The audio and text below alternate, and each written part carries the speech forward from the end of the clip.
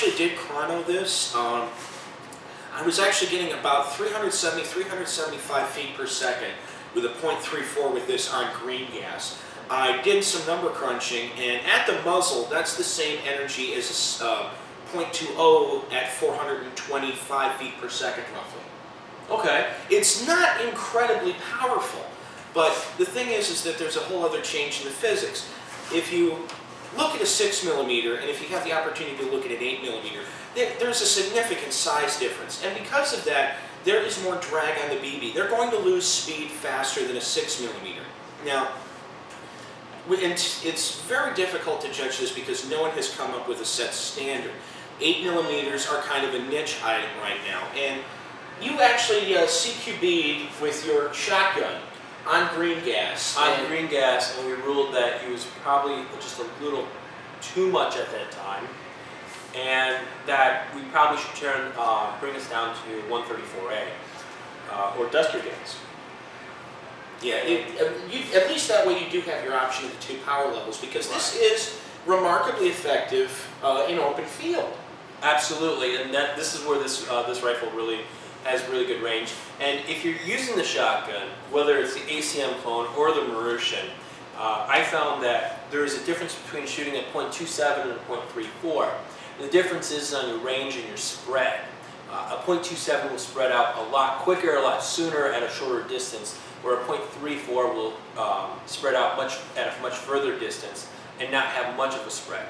Now, obviously, as you start going up more in weight, such as these .45s, your groupings stay much more tight.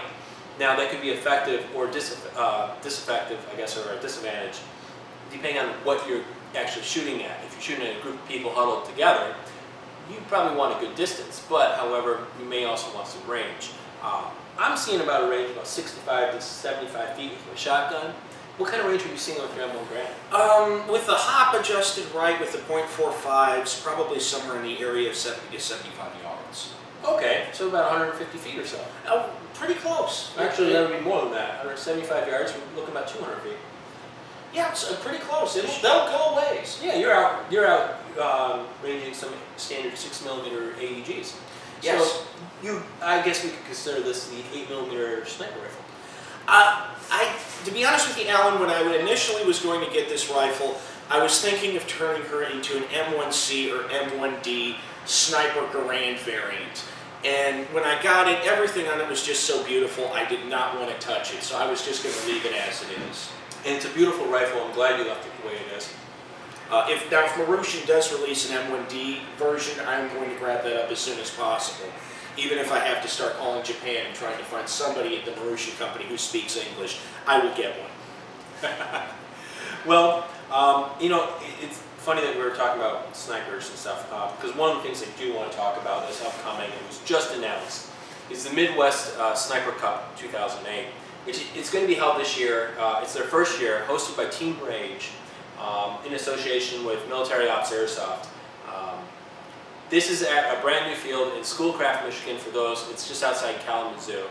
And please don't search me. I've got a girl in Kalamazoo.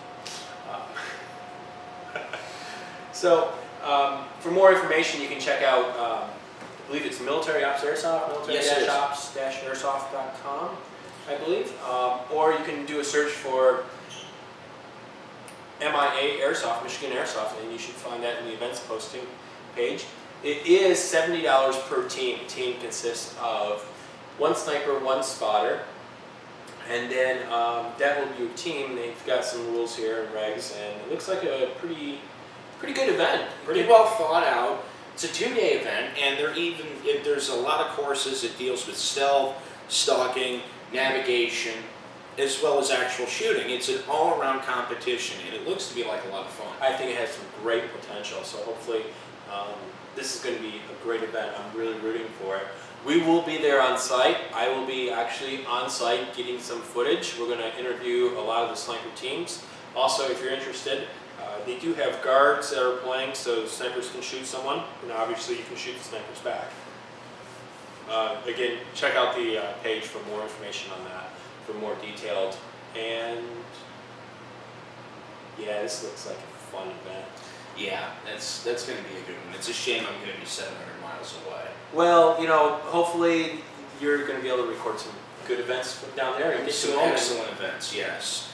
And earlier today, on a personal note here, Alan, we played my last game as a Michigan resident. It was a last-minute game. The notice went up Monday. The game was today on a Saturday.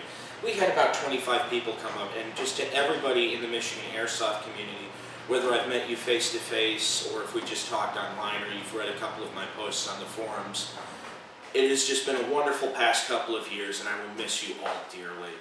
So, but you will be seeing more of me here on Airsoft News Network. So I'll be gone, but certainly not by any means forever.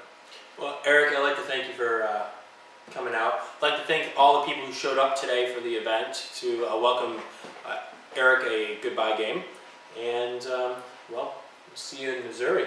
Absolutely. I'm Alan. I'm Eric.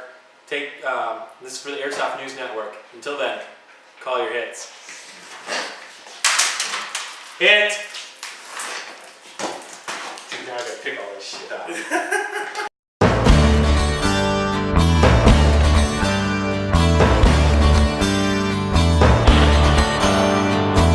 The Eastern world, it is exploding, violence flaring, bullets loading.